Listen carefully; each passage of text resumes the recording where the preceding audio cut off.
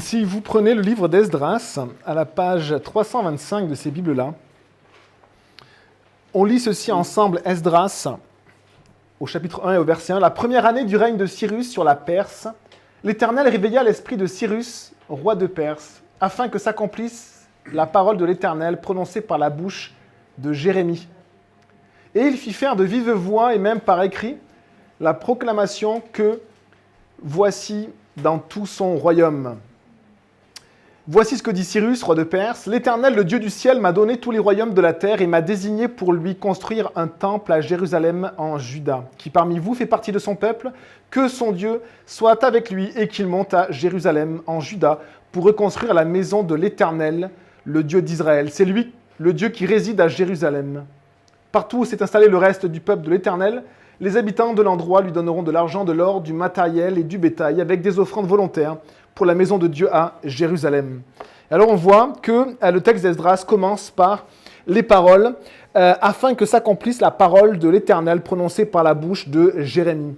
Et on va aujourd'hui passer au travers, on va continuer avec une introduction et un peu plus centrée sur l'exil et sur les hommes fidèles qui ont fait le lien entre le règne des rois de Juda et après l'exil, le retour de l'exil. Nous avions vu la dernière fois que le royaume d'Israël s'était séparé en deux royaumes rapidement, après le règne de 3 rois. Et nous avions vu que les rois avaient été pour la plupart infidèles et avaient abandonné l'alliance de Dieu. Les rois du royaume du Nord, royaume d'Israël, avaient tous été idolâtres. Et ils ont été déportés 130 ans avant le royaume de Juda, qui était centré sur Jérusalem, en 722. Le royaume de Juda, lui, va vivre ses derniers moments autour des années moins 640 jusqu'à à peu près moins 580. Et pendant cette période-là qu'on va considérer un peu plus en détail ce matin, avec, vous avez vu, des personnages que j'ai marqués autour des personnages des hommes fidèles. Il y a beaucoup d'hommes et de femmes fidèles qui ne sont pas écrites, qui sont nommés dans la parole de Dieu. Mais on voit par exemple Sophonie, Habacuc, Jérémie, Ézéchiel, Daniel. Et on se demande si finalement peut-être que le peuple n'a pas été détruit grâce à ces quelques personnes-là. Parce qu'on voit que finalement la fidélité a traversé quand même cet exil de 70 ans. Pour voir ces paroles. On a l'impression que c'est simple, on a l'impression que tout d'un coup tout va bien. Et qu'on retourne à Jérusalem. Alors que l'histoire du peuple est bien triste et il y aurait pu ne jamais avoir de retour. On voit quelque chose de très simple, un retour heureux. On a le roi le plus puissant de l'époque, le roi de Perse, qui finalement se prend pour le messager de Dieu, pour le bienfaiteur du peuple d'Israël. On se dit, bon, c'est simple. Mais en fait, c'est la main de Dieu qui a agi d'une manière extraordinaire et qui a continué d'agir d'une manière extraordinaire dans l'histoire de ce peuple. On avait vu dans l'histoire des rois, vraiment la main de Dieu dans ce peuple d'Israël qui était tellement dur à la parole de Dieu, tellement dur à l'alliance de Dieu. Et on va s'intéresser un petit peu à la fin de ce royaume de Juda jusqu'au retour de l'exil. Alors, si on lit les paroles, on voit on avait dit la dernière fois que Jérémie, et on le retrouve aussi dans Daniel 9, Daniel qui est nommé ici, Daniel qui va vivre toute la déportation, qui va être déporté assez tôt, on pense entre 13 ans et 17 ans, vers 606, donc dans le règne de Joachim, qui va être déporté par le roi de Babylone. Et lui, il va passer toute sa vie, même s'il est né à Jérusalem, ou dans les environs, c'était un jeune d'une famille illustre, il va être déporté et il va vivre en fait sa vie à la cour du grand roi babylonien.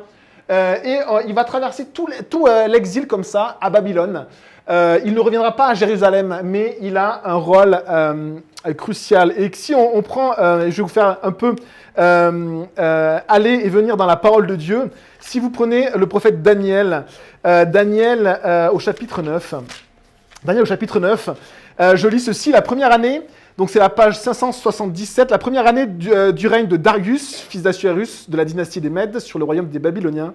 La première année de son règne, moi Daniel, je me suis aperçu dans les livres que le nombre d'années indiquées par l'Éternel au prophète Jérémie pour la durée de la dévastation de Jérusalem était de 70.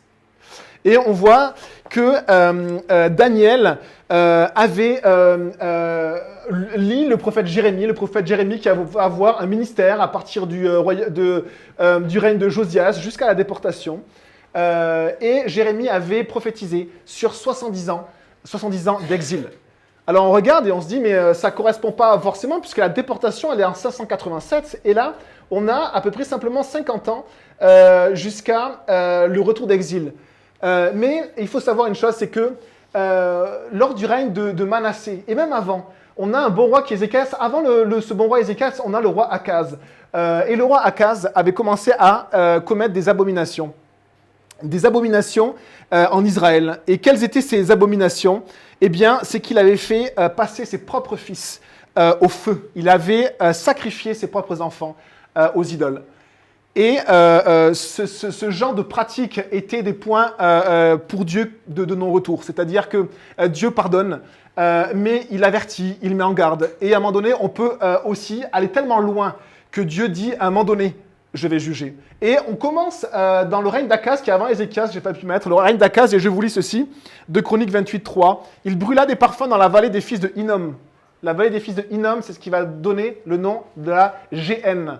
GN qui sera le nom pour l'enfer après. La vallée des fils de Hinnom et fit passer ses fils par le feu, conformément aux pratiques abominables des nations que l'Éternel avait dépossédées devant les Israélites.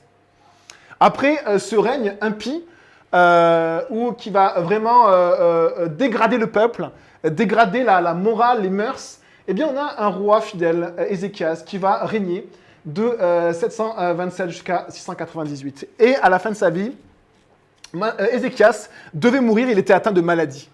Ce qu'on va voir aussi ce matin, c'est que ça soit de la part des croyants, comme Ézéchias, comme Josias, que ça soit de la part des incroyants et même des personnes impies, comme Manassé, Amon, Joachaz, Joachim ou Sédécias, eh bien, on va voir à quel point c'est dur pour l'homme de discerner la parole de Dieu. Par exemple, Ézéchias va être malade et un prophète va venir le voir et va lui dire « Prépare tes affaires parce que tu vas mourir ». Actuellement, on dirait va chez le notaire, regarde la succession avec tes enfants, prépare les choses parce que tu vas mourir. Et Ézéchias a beaucoup pleuré parce que c'était un roi fidèle qui aimait vraiment le Seigneur. Il a beaucoup pleuré, il a supplié Dieu. Il a dit, il a dit au prophète, supplie le Seigneur parce que je suis un bon roi, je suis un roi fidèle, supplie-le. Et alors le prophète a prié le Seigneur et Dieu a dit, d'accord, je vais te rajouter, je ne sais plus combien d'années, 7 années ou 15 années, je crois, 15 années de ta vie. Et pendant ce temps supplémentaire, il va voir un fils, Manassé. Manassé va être le pire roi de toute l'histoire d'Israël. Donc c'est étonnant, parce que Ézéchias était un roi fidèle. Et finalement, sa volonté, il l'a mise au-dessus de la volonté de Dieu. Et Dieu l'a écouté. Dieu l'a écouté. Et finalement, dans ce rajout de vie, eh bien, il va avoir un roi horrible, un roi qui va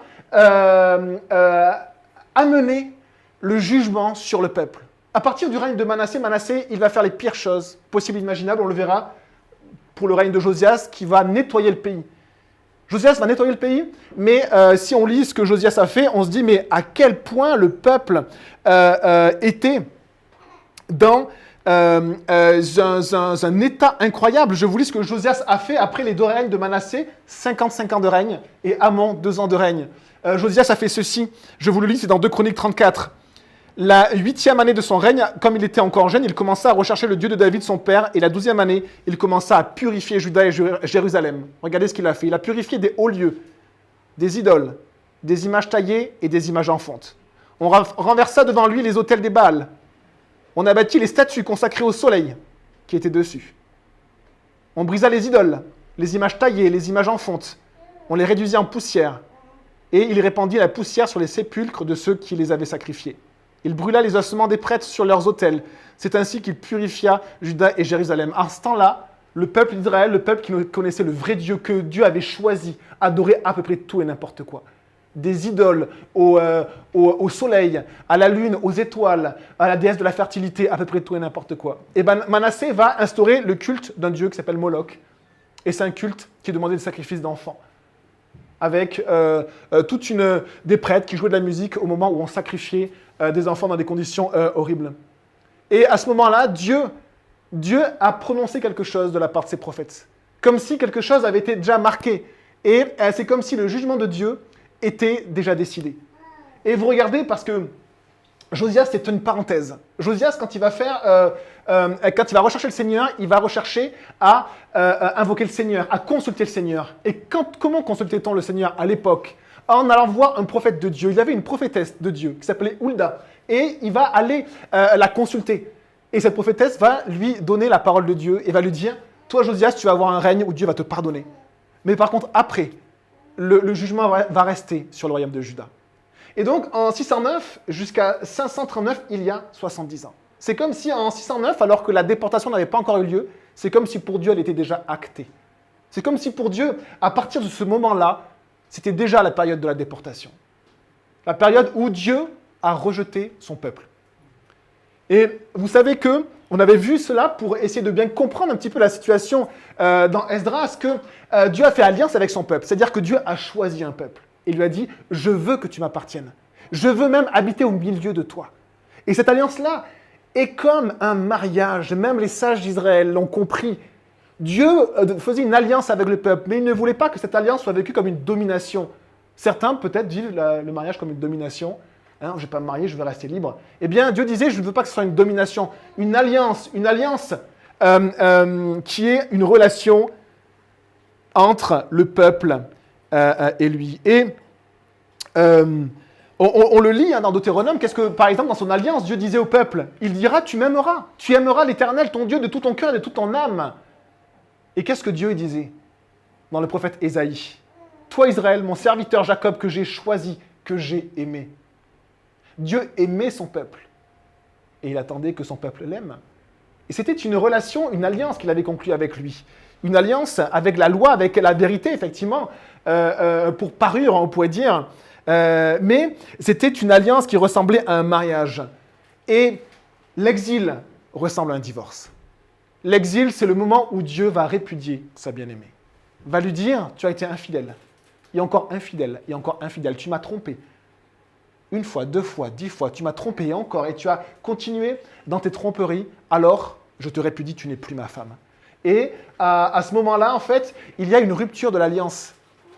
Il y a une rupture de l'alliance comme si Dieu divorçait et rejetait son peuple. Josias, Ézéchias, on avait vu encore avant la belle histoire de Joas, qui avait été gardée dans le temple pendant 7 ans. Eh bien, ces hommes-là, qu'est-ce qu'ils vont faire à chaque fois qu'ils vont régner? Ils vont renouveler l'alliance.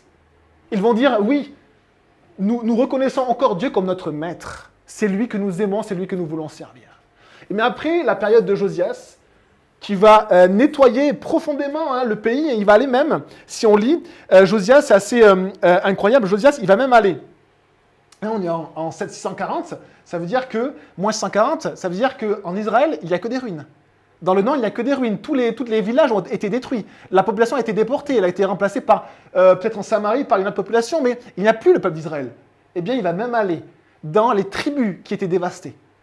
Et dans les villes où il n'y avait plus personne, où il y avait des ruines, et il va détruire les poteaux sacrés. Ces idoles qu'on avait consacrées à Baal, qu'on avait consacrées au soleil ou à la lune. Hein? Dans les villes de Manassé, d'Éphraïm, de Siméon et même de Nephtali, partout, au milieu de leurs ruines, il renversa les autels, il mit en pièces les idoles et les images taillées, et les réduisit en poussière, et il abattit toutes les statues consacrées au soleil dans tout le pays d'Israël, puis il retourna à Jérusalem. Et on pourrait se dire, mais après, une réforme aussi incroyable que celle de Josias, comment peut-on avoir déjà la fin à partir de Joachaz?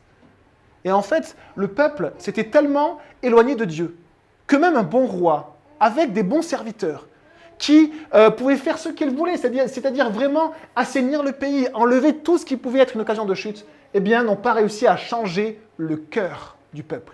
Le cœur était tellement éloigné que quand le règne de Josias s'est terminé, c'est comme si rien ne s'était passé. Et ils ont continué à adorer des idoles. Et on le sait puisqu'on a découvert des restes du temps de Josias, et on a pu découvrir en fait des restes de ce que mangeaient les Israélites, et rien n'était cachère. C'est-à-dire, en fait, rien n'était sanctifié pour le Seigneur. C'est-à-dire, en fait, ils avaient des règles alimentaires dans l'Alliance, et ils vivaient comme les autres peuples. Malgré la réforme incroyable, malgré cette réforme où Josias avait supprimé plus que tous ses prédécesseurs, même les rois les plus fidèles comme Ézéchias, il avait supprimé plus que tous ses prédécesseurs toutes les idoles, pour que Dieu soit au centre. Et alors, ce qu'on peut se dire, nous, c'est que est-ce que nous supprimons toutes nos idoles pour que Dieu soit au centre? Maintenant, on n'adore plus les Baals, mais on adore tellement de choses. Ce qui remplit nos cœurs, ce vers quoi on va pour être en sécurité, eh bien, ce sont des idoles. Et Dieu nous appelle et nous dit, mais c'est moi ton bien-aimé, c'est moi que tu dois aimer. Tu dois venir auprès de moi pour aller chercher la sécurité. C'est auprès de moi qu'il y a toutes les ressources. Viens auprès de moi. Et c'est cette relation vers laquelle Dieu nous appelle constamment. Dieu recherche cette relation d'amour avec ses enfants. Mais notre cœur est tellement, tellement particulier. On a, après Josias, eh bien, on rentre dans les derniers rois. On pourrait dire que pour Dieu, la déportation est déjà arrivée. En fait, elle arrivera 6 ans après le règne de Joachaz. Joachaz va régner 3 mois. Il va être démis des Égyptiens, du roi donc d'Égypte, de Pharaon. Et puis après, c'est le roi babylonien qui va prendre en fait la suite. En fait, il faut savoir que pendant cette période-là, eh bien, le royaume de Juda était un petit royaume qui était reculé dans les terres, puisque Jérusalem n'est pas une ville qui est sur la côte, mais une ville dans les terres. Et qu'il y avait 2 grandes puissances à l'époque qui se disputaient les routes internationales, comme on fait aujourd'hui. Rien de nouveau sous le soleil. Et les routes internationales, c'était les routes qui passaient par la côte et qui passaient par Israël. C'était les routes que les 2 grandes puissances de l'époque, l'Égypte et la Babylonie, avant c'était la Syrie, et la Babylonie vont se disputer. Et ils vont se disputer cette route-là dans une grande bataille qui s'appelle Carchemish, et qui va avoir lieu en 606, je crois, de mémoire. Et c'est le roi de Babylone qui va prendre le dessus sur l'Égypte. Et à ce moment-là, l'Égypte, qui était vraiment extrêmement puissante, va finalement se réduire juste à son pays, alors qu'elle avait avant une influence incroyable. Et c'est la Babylonie qui va régner, qui va avoir cette influence sur toute cette région-là. Et donc, en 609, le royaume de Juda est sous la tutelle ou la domination des Égyptiens. Et puis 3 ans après, sous le règne de Joachim, il va être sous la tutelle des Babyloniens. À cette époque-là, Jérémie se lève. Et Jérémie va aller à la cour des rois. Et Jérémie va dire ce qui vient de la part de Dieu. Et Jérémie va dire au roi de laisser Babylone et d'accepter la domination de Babylone. Et finalement, on voit que même dans on va dire, l'issue, le chemin, les décisions que devait prendre le peuple, eh bien Dieu envoyait ses prophètes pour leur indiquer, si vous vous révoltez contre Babylone, eh bien vous serez détruits. Ne vous révoltez pas, acceptez leur domination. Un enseignant disait, soyez un peu la Suisse du Moyen-Orient. C'est-à-dire, acceptez les dominations, ne rentrez pas dans les conflits. Et ce qui est assez intéressant, que ce soit pour Josias, que ce soit pour Joachim ou Sédécias, c'est que, quels que soient les conseils que les prophètes de l'Éternel vont donner, le peuple ne va jamais écouter. Il ne va jamais écouter. On est à l'époque de Josias, un bon roi, et ce bon roi, eh bien, va mourir d'une manière stupide, alors que c'est un roi extraordinaire, plus pieux, on pourrait dire plus fidèle que tous ses prédécesseurs. Et ce roi-là, finalement, il va voir cette grande bataille qui se dessine à Carchemish, et il va voir les Égyptiens monter dans sa région. Je vais retrouver le passage de Josias.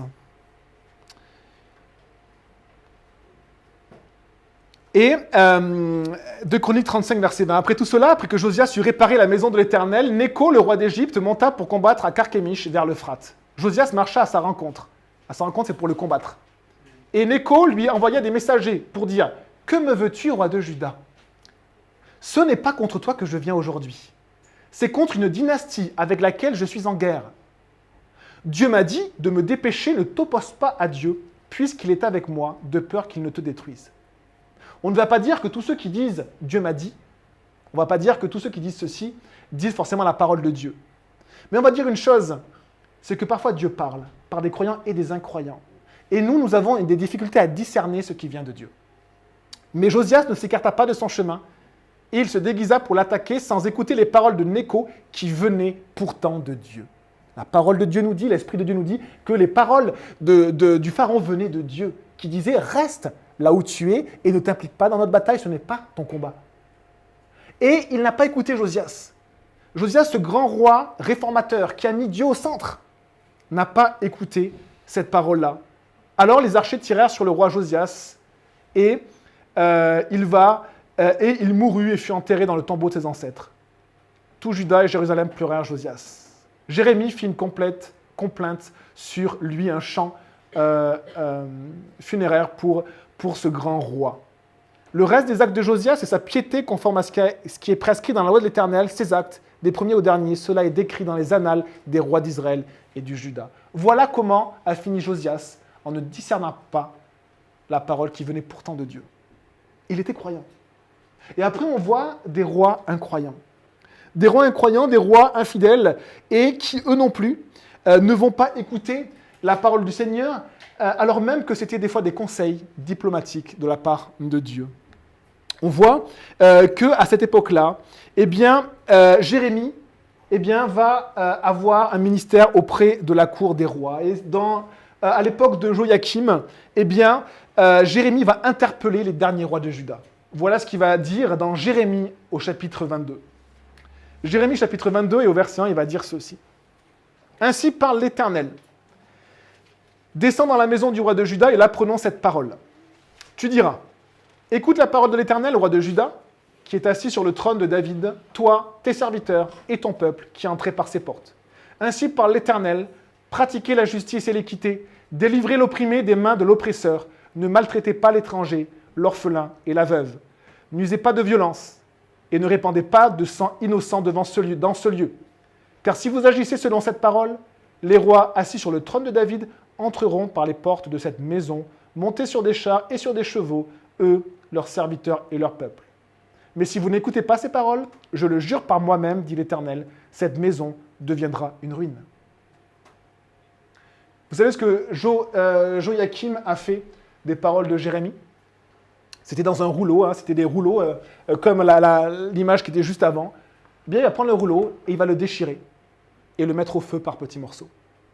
La parole que Dieu lui avait donnée, qui avait été écrite par le scribe de Jérémie qui s'appelait Baruch, une autre personne fidèle et très importante dans cette période-là. Et Jérémie va voir Joachim par la suite. Jérémie 22, verset 13, et voici ce qu'il va lui dire.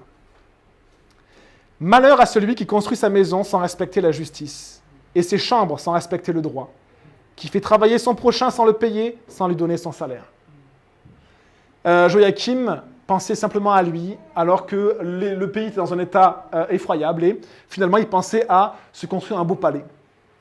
Malheur à celui qui dit « Je me construirai une grande maison avec des chambres spacieuses, qui s'y fait percer des fenêtres, la recouvre de cèdre et la pin rouge.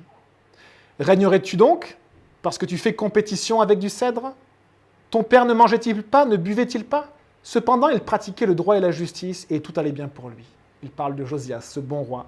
« Il faisait droit aux faibles et aux pauvres, et tout allait bien. N'est-ce pas cela, me connaître?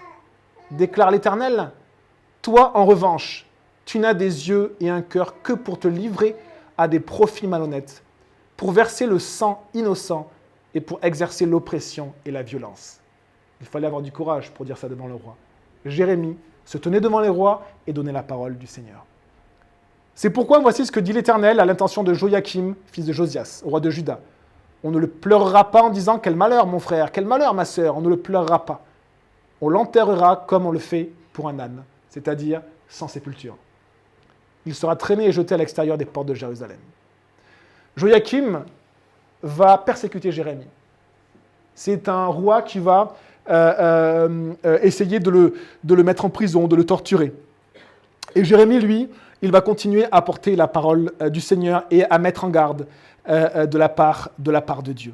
Et alors, on est dans cette période-là, cette période qui est vraiment triste, où on a un règne de 3 mois de Joachaz, destitué par le pharaon, et puis après, les 3 derniers rois, qui vont être destitués les uns après les autres par le roi de Babylone.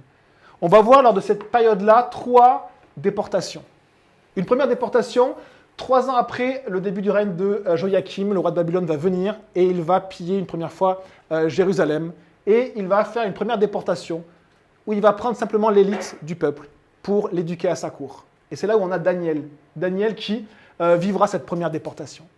Et puis après, ce roi Joachim ne va pas accepter la tutelle du roi babylonien, il va se révolter. Et d'ailleurs, en contradiction avec les paroles de Jérémie, qui lui avait dit « accepte sa domination ». Il va se révolter. Et en 597, 598, eh bien, il va être, le roi de Babylone va revenir et pour dévaster à nouveau Jérusalem et pour faire une autre déportation. De cette déportation, on pense que Ézéchiel va être déporté à ce moment-là. Il va avoir un ministère de 20 ans.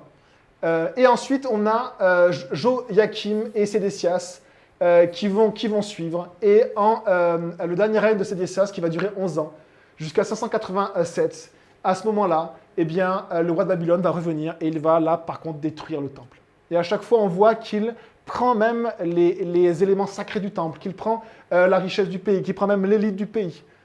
Et en 587, c'est la désolation, c'est-à-dire Jérusalem est détruite, la muraille est détruite, le temple est détruit, et il n'y a quasiment plus personne, ou à part des populations, on va dire, secondaires, dans le pays.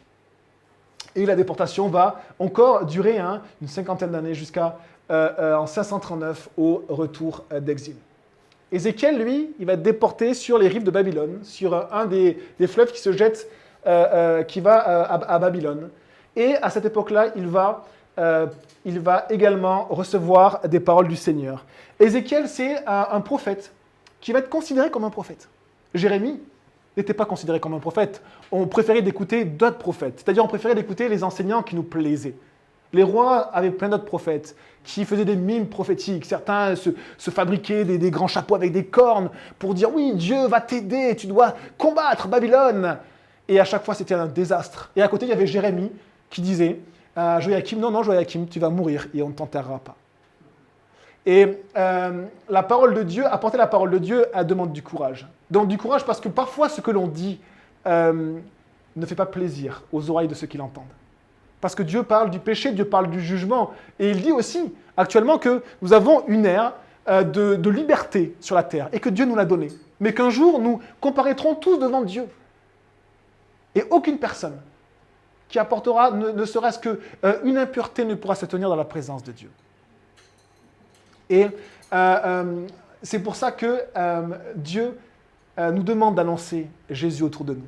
Celui qui nous lave de nos impuretés, qui nous libère et qui nous donne l'assurance d'être enfants de Dieu, sur cette terre et après dans le ciel. Et on a ce Jérémie qui a apporté la parole de Dieu quoi qu'il en coûte. Il va même être enfermé dans une citerne. Citerne, c'était un trou qu'on creusait profond, comme une sorte de puits avec une petite ouverture. Et souvent, on jetait les condamnés à mort là-dedans, parce qu'il y avait souvent un reste d'eau dans les citernes, il y avait des scorpions et des serpents qui étaient là. Et normalement, les gens mouraient de faim, de soif, ou alors mouraient piqués par ces animaux-là. Jérémie a vécu ce genre de choses. Mais il est resté fidèle. Et il va avoir une parole, Jérémie, et aussi Baruch, son fidèle compagnon d'œuvre, qui a souffert avec lui. Il va avoir une parole, il va avoir cette parole de dire « Mais je vois ta fidélité, et sache que ta vie sera sauvée. Mais par contre, tu ne pourras emporter que ta vie pour toi. Et tout le reste sera détruit. » On voit que pendant ce ministère-là, Jérémie, au niveau de la déportation, il va suivre, ou il va être entraîné, ou être obligé de suivre un groupe de personnes qui n'écoutaient pas la parole du Seigneur et qui l'ont embarqué avec lui en Égypte. Et il va finir sa vie là, ce prophète qui est demeuré fidèle et qui a donné la parole du Seigneur. À un autre endroit, pas en Égypte, mais en Babylonie, on a Ézéchiel. Et Ézéchiel, il va répéter au peuple. Répéter ceci, son ministère va commencer en 593, à l'âge de 30 ans, c'était un prêtre. Et normalement, à 30 ans, un prêtre, il commençait à servir dans le temple. Eh bien lui, il ne pouvait pas servir dans le temple, parce qu'il n'y avait plus de temple. Et en 1693, eh bien, il va être appelé par le Seigneur à le servir différemment, c'est-à-dire à recueillir sa parole et à la partager. Et on voit, quand on lit le prophète Ézéchiel, que finalement, dans cette période désastreuse et horrible, avec beaucoup sûrement de massacres et d'exactions, eh bien, quand les populations étaient déportées, eh bien, elles refaisaient leur vie. On voit qu'elles pouvaient acheter, elles pouvaient avoir des maisons, elles pouvaient s'organiser en communauté, elles pouvaient encore nommer des responsables dans leur communauté. Et donc le peuple s'est organisé dispersés finalement sur les quatre coins de la terre, puisque la Babylonie était immense à l'époque, eh bien, il va continuer à vivre finalement. Certains, une bonne partie du peuple déporté, va s'assimiler avec les peuples autour. C'est-à-dire qu'à un moment donné, on ne va plus reconnaître si ce sont des gens du peuple de Dieu, ou ce sont des gens comme les autres. Et Ézéchiel, on venait le voir comme un prophète. Ce qui est très étonnant, c'est qu'on venait le voir comme un prophète, mais on n'écoutait toujours pas ses paroles. Ce prophète va dire ceci. Ézéchiel, il va parler justement de ce divorce. Et il va parler en des termes, donc je ne peux pas tout lire parce que ce sont des termes extrêmement crus, qui choquent beaucoup quand on les lit. On dit comment c'est possible que ce soit dans la parole de Dieu. Parce que Ézéchiel parle d'Israël comme une prostituée qui va et qui s'offre à ses amants. Et même Ézéchiel dit qu'Israël est pire qu'une prostituée. Parce qu'une prostituée, elle demande de l'argent en échange de son corps. Mais que Israël, lui, il s'est offert à tous ceux qui venaient à lui et qui demandaient à ses amants de venir. Et donc, voici ce que va dire Ézéchiel. Ézéchiel 16, verset 15. « Cependant, tu as placé ta confiance dans ta beauté et tu t'es appuyé sur ta réputation pour te prostituer. Tu as entraîné tous les passants en se prostituant avec toi, tu as été avec eux. » Verset 20. « Tu as pris tes fils et tes filles, ceux que tu m'avais donnés, et tu les leur as sacrifiés pour qu'elles les dévorent. Tes prostitutions n'étaient-elles pas suffisantes? Tu as égorgé mes fils et tu les leur as donnés en les faisant passer par le feu en leur honneur. » Quand on adore un autre Dieu, Dieu appelle cela soit un adultère, soit de la prostitution.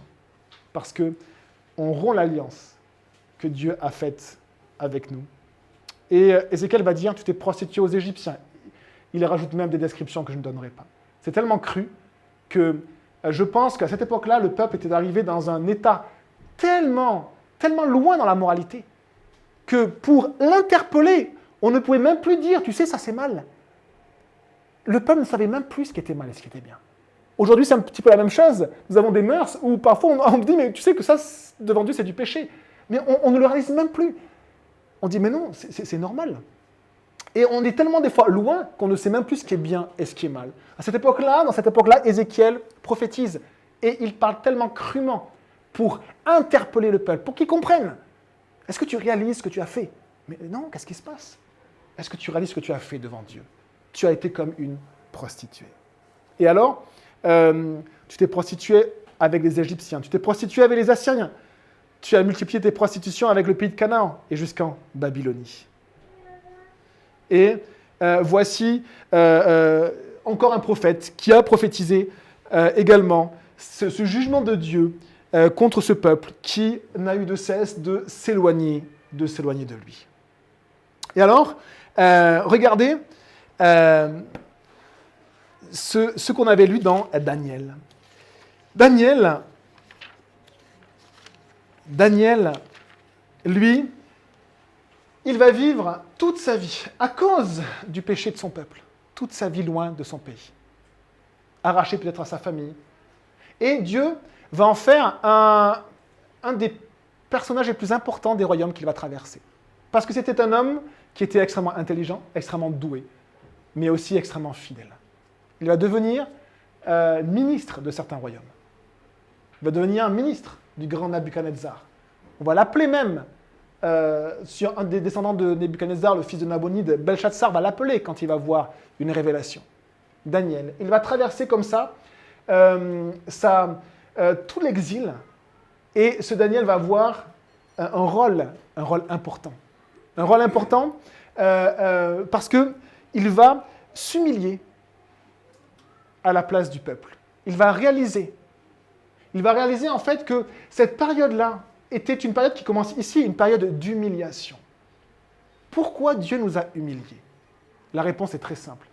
C'est parce que notre cœur était rempli d'orgueil. Le cœur de l'homme est comme un vase que l'on remplit constamment d'orgueil. Et Jérémie va donner un message incroyable, comme si c'était le centre de son message. Il va voir la difficulté de l'homme à écouter, à discerner la parole de Dieu. Et c'est comme s'il va se dire, mais pourquoi? Pourquoi c'est si difficile à l'homme d'accepter la parole de Dieu. Et il va prononcer ces paroles dans Jérémie 17. C'est un passage magnifique, vous pouvez le prendre si vous le trouvez. Jérémie, au chapitre 17. Si vous avez les psaumes, vous tournez un petit peu et vous allez arriver à Ésaïe après Jérémie. Jérémie au chapitre 17, à la page 497. Vous avez ceci. Jérémie 17, verset 5.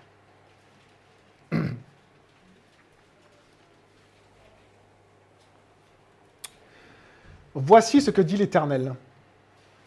Maudit soit l'homme qui fait confiance à ce qui est humain, qui prend des créatures pour appui et qui détourne son cœur de l'Éternel.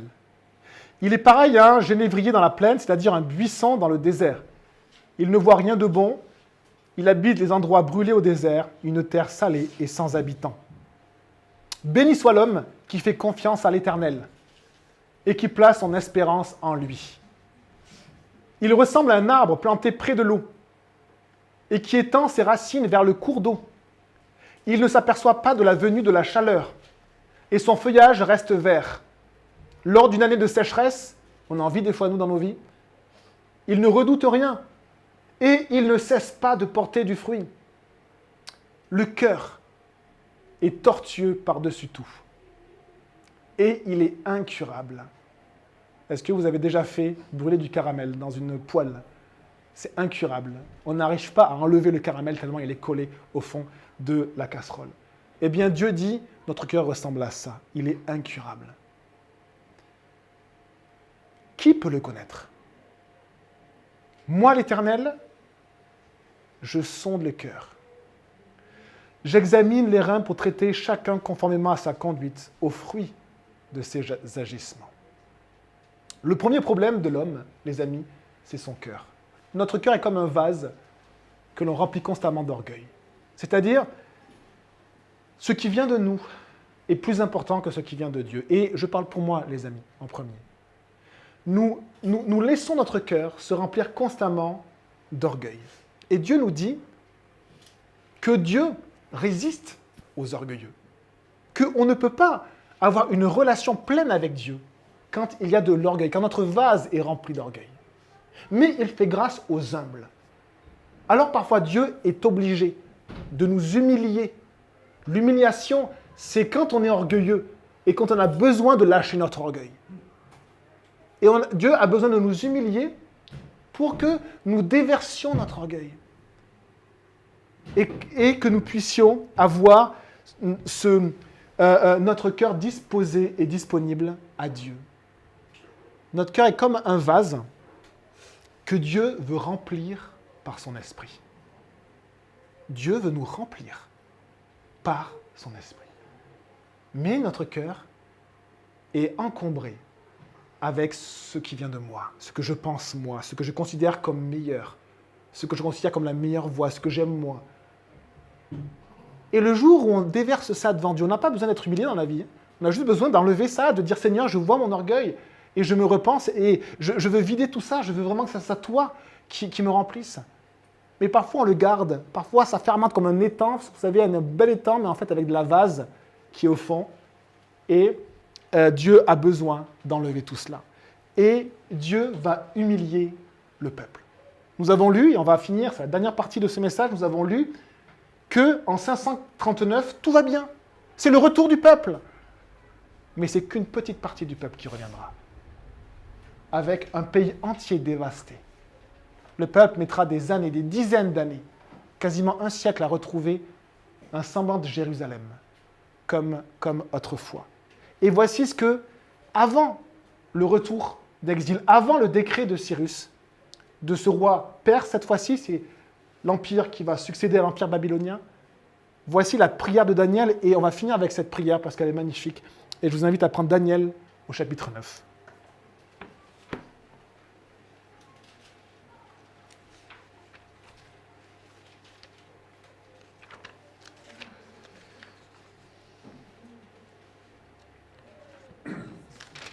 Daniel qui a traversé tout l'exil, qui a été humilié avec son peuple.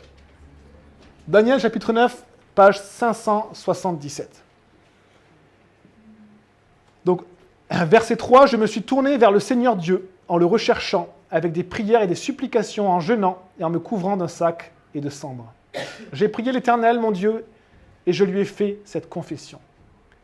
Seigneur, grand Dieu et redoutable, toi qui gardes ton alliance et qui traites avec bonté ceux qui t'aiment et qui obéissent à tes commandements. Heureusement que Dieu garde son alliance. Sinon, il n'y aurait aucun espoir pour nous. Aucun espoir d'être en relation avec Dieu. Parce que Dieu garde son alliance. Nous avons péché. Nous avons agi en hommes pervertis. Nous avons été méchants et rebelles. Nous nous sommes détournés de tes commandements et de tes règles. Nous n'avons pas écouté tes serviteurs, les prophètes.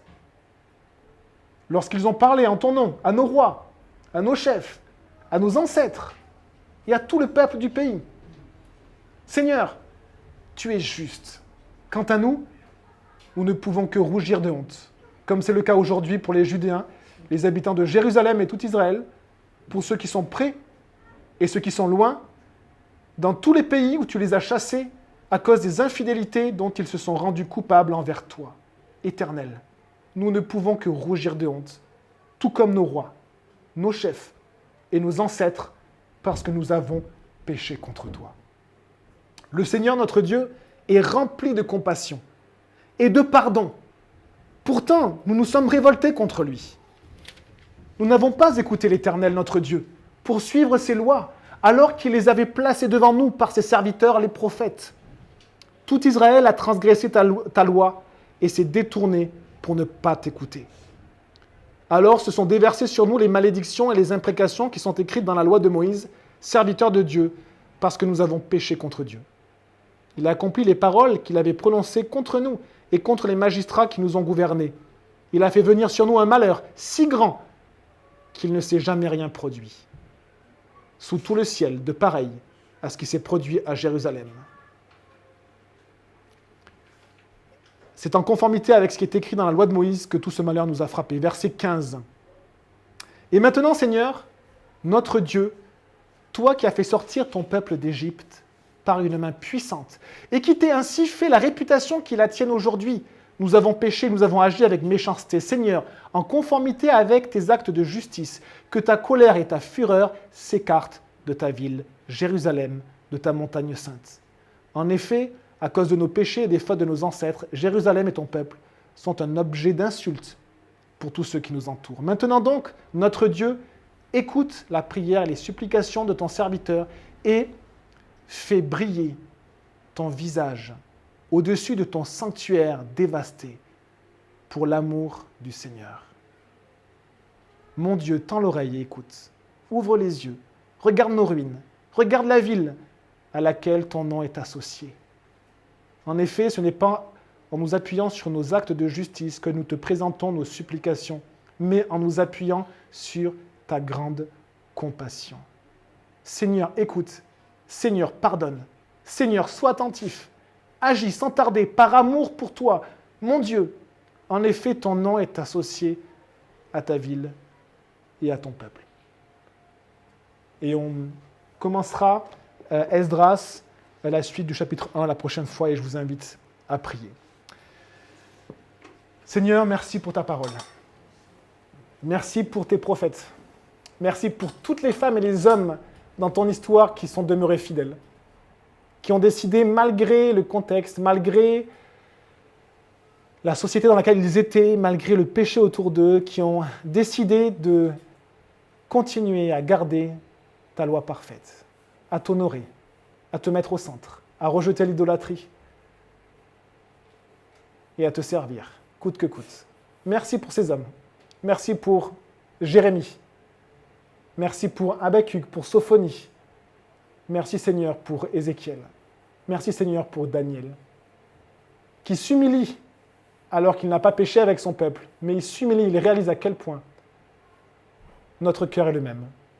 Et nous avons besoin, Seigneur, de déverser notre orgueil à terre et de te laisser le remplir de ta compassion, de ton amour, de ton Esprit Saint.